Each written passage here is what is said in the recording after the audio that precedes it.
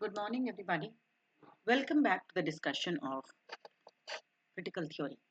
Today, in this video, we are going to talk about postmodernism. Postmodernism is a movement that exists from 1960 almost till date. Postmodernism is a term usually applied to the period in literature and literary theory since the 1960s, though some regard postmodernism as the prevailing intellectual mood since World War II ended in 1945. Postmodernism is a term which moves in all directions, ranging from anything to anything in the post industrial world. It is used not only by the literary theorists but also by politicians, scientists, philosophers, media theorists, socialists, and the feminist scholars. Postmodernism is a set of practices, it is a set of the mind of the society coming after modernism. It is used with the design of, greeting, or maybe the structure of a film, or maybe a TV commercial, or a layout of a page in fashion magazine, or maybe a decoration in the room, arrangement of the furniture. It could be anything. It is also used in the field of knowledge as well as metaphysics. Let's try and understand what this is. In postmodernism, one gets hyphenated postmodernism, post-modernism, and also non-hyphenated postmodernism. Hyphenated postmodernism, as we have seen in post-structuralism also, hyphenated postmodernism means the period following in the chronological order after modernism. So postmodernism is that period that comes after modernism, is with hyphen. Non-hyphenated postmodernism, according to Lyotard, elaborates the conviction that it is both possible and necessary to break with the tradition or maybe constitute new ways of living and thinking. Postmodernism, in this sense, without hyphen, is the cancellation of modernism. The same logic applies to post-structuralism as well. With hyphen, it is continuation. Without hyphen, it is cancellation. As post-structuralism was both continuation and cancellation, postmodernism also is both continuation of modernism because chronologically it comes after modernism, and also a cancellation of modernism because whatever the early as well as high structure modernism proposes, the postmodernism opposes. The term was coined first by Arnold Toynbee in 1939 in his book that is published as The Study of History, Volume 1. Postmodernism is a state of mind that is related to the contemporary life. Numerous philosophers, critics, and writers can be seen as the precursors of this cultural aesthetic approach, which is called as postmodernism. Essentially, it discards the unity in everything. It believes in the fragmentation and plurality. Postmodernism encourages every nuance of expression and believes in openness, as is presented by Martin Heidegger, Walter Benjamin, Bertolt Brecht, George Louis, Roland Barthes, and various others. Unlike other avant-garde or progressive movements in the modernism, postmodernism rejects the metaphysical underpinnings of the Western thought and culture at the very deepest level. Postmodernism is characterized by strikingly radical and skepticism towards all aspects of Western culture, the impetus for which many practitioners of postmodernism trace back to the writings of the 19th century philosopher Friedrich Nietzsche. Postmodernism was initiated by Jean-Francois Lyotard through his very famous book, The Postmodern Condition, A Report of Knowledge. The other philosophers of postmodernism could be John Baudrillard, Gerson Habermas, Frederick Jameson, Gilles Deleuze, and Felix Guattari, whom we'll be seeing. Postmodernism is different from modernism in many respects. Modernism expressed lamentation over the loss of certain elements of modernity. Modernism exhibits a desire for order, albeit a new form of order in its aesthetics, while postmodernism celebrates the loss of certain values of modernity. Postmodernism, coming in the wake of yet another world war, abandons the search for totality and sets out to particularize, question, and subverts everything. Postmodernism offers no suggestion of anything like a comprehensive substitute to the worldview. Number one. Secondly, modernism never believes in the coming together of mass art and class art, the low and high art, popular culture and bourgeois culture, while postmodernism believes in the slogan cross the border and close the gap. It's a very beautiful sentence which talks about the bridging up of the gap between everything and anything is being seen. So the gap between these two types of arts need to be bridged up according to postmodern philosophy. Number three, modernism makes a search for the depth and the inward. Postmodernism believes in simulation and surface reality. Postmodernism means to make a clear break with the past in the sense that the past and its way of looking at the world become the subject of satirical as well as sarcastic play of the historical figures, texts, and ideologies.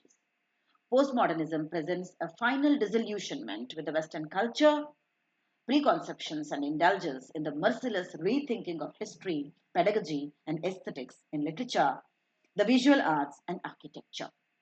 Thus, these disillusionment peaked in the culturally and politically rebellious years of the 1960s, during which time the prestige of the United States, a Puritan champion of traditional Western values, was called into question by the protracted, brutal, and ultimately unsuccessful interventionist war in Southwest Asia. By the same token, postmodernism, in the days after the end of the Cold War of 1945 till 1989, is no closer to offering directions but asserts only its prerogation to questions infidelity and to subvert. Finally, postmodernism refers to the virtually all non traditional literature that is written in the years of the World War II. So, postmodernism celebrates a variety of culture, history, people, etc. And it believes completely in fragmentation and petite voices. Petite voices are small voices from the marginal, structure. Postmodernism opposes monolithic nature of the art and promotes polylithic nature of the entire world. It opposes the Enlightenment philosophy of Francis Bacon that believes in the true sovereignty of man lies hidden in knowledge. Postmodernism questions all the cornerstone ideas of the modernism and the Enlightenment philosophers, like oneness, togetherness, upholding a particular culture, man to be superior, white to be superior, West to be superior, and so on. So it questions which man. The moment you say man, which man? Black, white, east, west, women, lesbian? Many more can follow into it. So postmodernism gives a way to the expression of all these minority voices. It dismisses the universalization and totalization as the post-structuralism also does. If you remember, it also challenges the ideas of truth. What is truth? Truth is according to the upper caste or lower, white or black, man or woman, the ruler or being the ruled. It questions everything. So it questions truth, it questions nation, it questions culture, knowledge, and so on, and challenges the unity in humanity. Postmodernism opposes legitimization of cultures, and it believes in the diversity and pluralism of human existence on this planet. Postmodernism promotes electronic equipment and the reality that is presented through television, computers, CDs, satellites, and now internet.